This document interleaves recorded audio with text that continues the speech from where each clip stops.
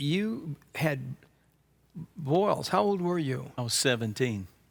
Oh my So I was God! senior At a in high teenager. school. I was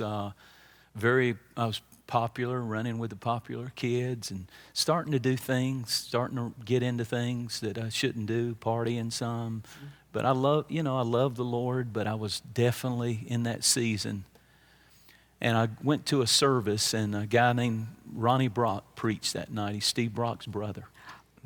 He preached that night, and he preached to young people, and it messed me up. I could take you to the spot. I fell to my knees. He called all the young people down. There were hundreds there in this meeting. And I wept, cried, and I said, God, all right, I know you've been wanting me to preach. I want to be a musician. I play sax, and that's what I love music. And I wanted to be a musician. And I said, if I could preach like that, if you would use me like that. And I felt the Lord. I didn't tell anybody for 4 years, but I felt the Lord tell me, I'm going to use you. I just showed you a picture of your future. Within a few months, boils came on my body. Had no issues whatsoever. From the top of my head, not a part of my face. My nose would swell. My eyes would swell. Up under here, boils all over my face, my ears, neck, chest, back, all over my body. It went on not for a week, a month, 6 months. We went to doctors, went to this, that, and the other. They could not help me. I had to change my whole school year, lost all my friends, ended up basically depressed and at the verge of just saying, I could so relate to what you said in a different way. It sounds almost compared to what you've been through, but for a 17-year-old teenager, right. Your image is destroyed, your self-confidence is destroyed.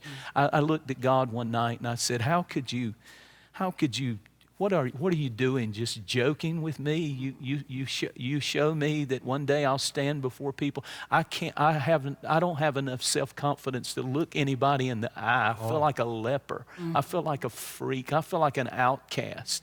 How in the world will I ever preach the gospel? Oh my man! And it was in those hours that in my bedroom, I began to open up the Bible for myself. I began to read the book of Job for myself. I began to weep and cry, and I began to listen back then to cassette tapes. That's when I started watching you. That's when I started driving down there, sometimes with a puffy coat to cover. Man.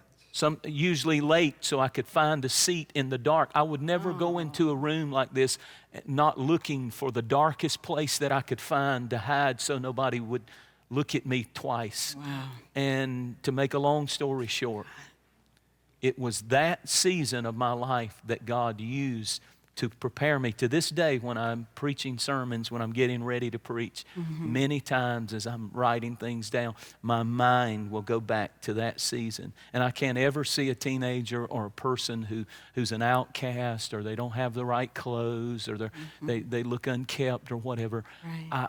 I can't ever see them and not be drawn to them more than the millionaire, whoever is in the room. I'd rather go to that person, not because I'm such a great person. It's because that's who I was.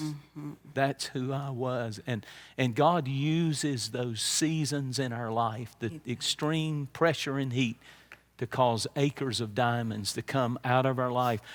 It'll be used for the furtherance of the gospel if you'll let it. Amen.